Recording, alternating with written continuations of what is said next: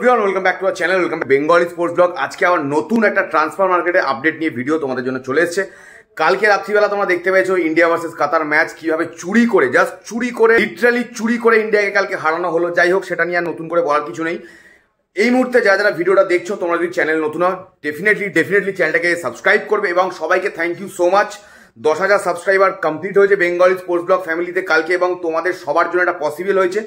এবং এখন অবধি যদি তোমরা আমাকে ফেসবুক এবং ইনস্টাগ্রামে ফলো না করে থাকো, ওখানে কিন্তু আমি বেঙ্গলি স্পোর্টস ব্লগ নামেই রয়েছি, তো তোমরা যাও ঝটপট ফলো করে নাও। এবং coming back to transfer market, দেখো কালকেই তোমরা অনেকেই জেনে গেছো যে মোহনবাগানের নতুন কোচ কিন্তু সিলেক্ট হয়ে গেছে, এবং যে সমস্ত কোচের নাম উঠে আসছিল সেই সমস্ত কোচের মধ্যে কিন্তু কেউ হয়নি।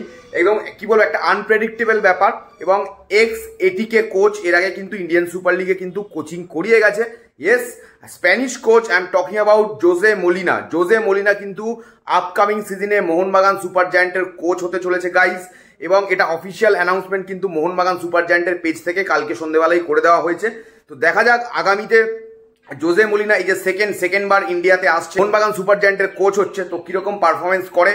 এবং অবভিয়াসলি এর আগে কিন্তু আইএসএল চ্যাম্পিয়ন হয়ে গেছে, তবে সেই সময় কিন্তু আইএসএল টুর্নামেন্টটা একটা অন্য ফরম্যাটে হতো, অন্যভাবে হতো, এখন কিন্তু টোটালি অন্যভাবে। মোহনবাগানি যারা রয়েছে, মোহনবাগান ফ্যান এই মুহূর্তে যারা দেখছো আমার ভিডিওটা, তোমাদের কেমন লাগছে জোজে মোলিনা মোহনবাগানের কোচ হয়ে আসার পরে কমেন্ট বক্সে কিন্তু আমাকে জানিও। Coming back to east Bengal, দেখো ইস্ট বেঙ্গলের এই মুহূর্তে কালকে একটা দারুণ আপডেট দিয়েছিলাম আপুইয়া নিয়ে, সেটা নিয়ে ডেফিনেটলি কথা বলবো এই ভিডিওতে। তার আগে একটা কথা বলি, দেখো যে 6 ফরেনার, 5 জন বিদেশি ইস্ট বেঙ্গলে অলমোস্ট কনফার্ম হয়ে গেছে। আমরা জানি একটা পজিশন কিন্তু এখন অব্দি আমাদের কাছে কিছুটা ধোঁয়াশার মধ্যে রয়েছে। সো ডেফিনেটলি আমি বলবো সেই পজিশনটাতে কিন্তু আর ধোঁয়াশা থাকার মতো জায়গায় নেই। 6 ফরেনারও ইস্ট বেঙ্গলের কনফার্ম হয়ে গেছে। দ্যাট ইজ ডেফিনেটলি একজন ডিফেন্সিভ বিদেশি খেলবে, যেরকম তোমাদের আমি এর আগেও বলেছি। এবং এই মুহূর্তে আমি তোমাদেরকে এটুকু বলতে পারি যে জর্ডান এলসেকে নিয়ে যে কথাটা, জর্ডান এলসে কিন্তু সেই 6 নম্বর বিদেশি কোনোভাবেই নয়। জর্ডান এলসেকে যে ম্যানেজমেন্ট রাখবে বলে আমরা শুনতে পাচ্ছি, বা রাখবে বলেই আমার কাছেও খবর, সেটা কিন্তু 7 নম্বর বিদেশি হিসাবে রাখবে। 6 নম্বর বিদেশি হিসাবে কিন্তু এই মুহূর্তে ইস্ট বেঙ্গলের অন্য একজন ডিফেন্সিভ প্লেয়ারকে কিন্তু ইস্ট বেঙ্গল এনেছে। দ্যাট ইজ দেখো Spanish player, he's a Spanish player, I think he is Andrew Fontas. Andrew Fontas বলে আমার এই মুহূর্তে মনে হচ্ছে, তবে don't quote me on this, আমি বলছি না যে অ্যান্ড্রু ফন্টাসই আসছে, তবে আমার কিন্তু মনে হচ্ছে অ্যান্ড্রু ফন্টাসকে ইস্ট বেঙ্গল নেবে আগামীতে। এখন অব্দি কনফার্মলি নামটা জানলে ডেফিনেটলি তোমাদের সাথে শেয়ার করবো। এখন অব্দি এই ব্যাপারটাতে আমি পুরোপুরি কনফার্ম নয়, তবে চান্সেস আর ভেরি হাই যে 6th বিদেশি বা 6ষ্ঠ বিদেশি হিসাবে ইস্ট বেঙ্গলে কিন্তু অ্যান্ড্রু ফন্টাস আসবে। এবং জর্ডান এলসেকে কিন্তু ইস্ট বেঙ্গল ম্যানেজমেন্ট কিন্তু 7ম বিদেশি হিসাবে ভাবছে এবং 7 নম্বর বিদেশি হিসাবে ভাবছে। এবং এই মুহূর্তে যা খবর, ইস্ট বেঙ্গল কিন্তু 8 জন বিদেশিকে নিতে চলেছে নেক্সট সিজনে। তার জন্যই কিন্তু রবসান রবিনোর পিছনে কিন্তু ইস্ট বেঙ্গল ছিল।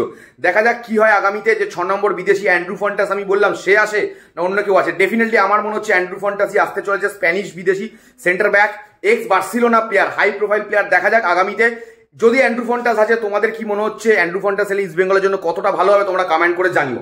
অ্যাট লাস্ট এবারে চলে আসি, যার কথা না বললে ভিডিওটা মোটামুটি কমপ্লিট হবে না, দ্যাট ইজ আপুইয়া। কালকে আমার চ্যানেল থেকে একটা ভিডিও আপলোড হয়েছিল যে আপুইয়া ইজ কনফার্ম। আমি এটুকু বলবো, নতুন করে আর আপুইয়ার আপডেট নিয়ে কিছু বলার নেই। আমি আমার কথায় এখনো স্টিক করছি। আমার কাছে অ্যাজ পার মাই সোর্সেস, বেঙ্গলি স্পোর্টস ব্লগের যা সোর্স রয়েছে সেই জায়গা থেকে আমি এটুকু বলতে পারি, আপুইয়া লালতে ইস্ট বেঙ্গলে আসছে আপকামিং সিজনসের জন্য।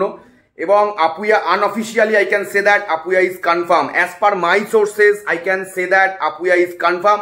বিভিন্ন জায়গা থেকে বিভিন্ন রকম খবর হচ্ছে, কেউ বলছে কনফার্ম, কেউ বলছে কনফার্ম নয়, বিভিন্ন রকম কথাবার্তা শুনতে পাচ্ছি। দেখো গাইজ, আমার যেটা সোর্স সেটা অলওয়েজ আমি তোমাদের সাথে শেয়ার করি, এবং এই মুহূর্তে as per my sources Apuia is unofficially confirm two east Bengal. এবং আপুইয়া ইস্ট বেঙ্গলের ডিলে এগ্রি করে দিয়েছে, এবং কি বলবো, এটাই just he is unofficially confirmed. আমি আমার যে জায়গায় কালকে খবরটা দিয়েছিলাম তোমাদেরকে, সেই জায়গাতে আমি স্টিক করে থাকছি, এবং আশা করি এই খবরটা শুনে তোমরা খুশি হবে।